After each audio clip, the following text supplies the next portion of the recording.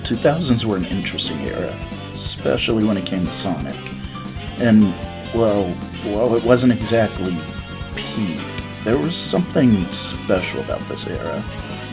After all, there were a lot of characters and ideas introduced to the franchise around this time.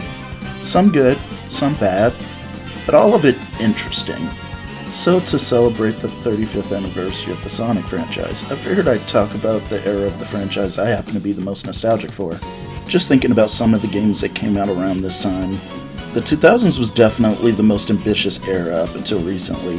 This is when we got the adventure games, with Sonic Adventure first releasing in 1999, but I mean most people consider that a 2000s era game. This was the starting point of when the franchise started having more ambitious storytelling, which outside of the comics and shows was kind of a first. But that would be nothing compared to the bigger, more high-stakes story of Sonic Adventure 2, which introduced newcomers Rouge the Bat and Shadow the Hedgehog to the franchise, the latter of which became such a popular character that he ended up getting his own game. Or games if you count Shadow Generations as its own thing rather than a side story. The 2000s actually gave us a lot of new characters, such as Big, Blaze, Silver, the Babylon Rogues, and so many more.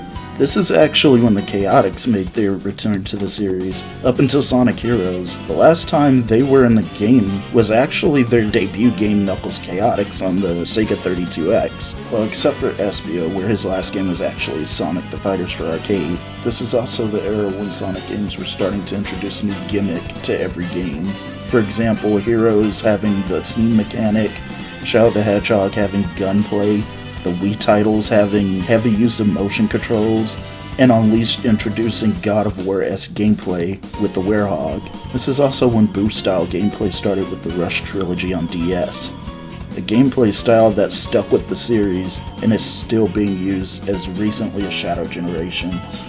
Looking back on it, the 2000s was arguably the most influential era for the Sonic franchise.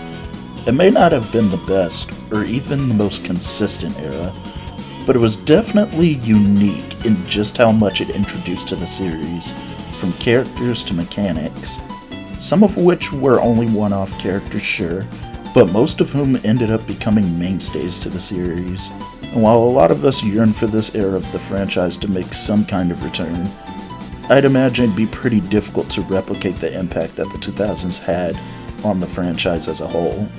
Still, it's nice to see fans hold this era of Sonic games in such high regards, despite its many ups and downs. Be sure to like and subscribe for more stuff like this.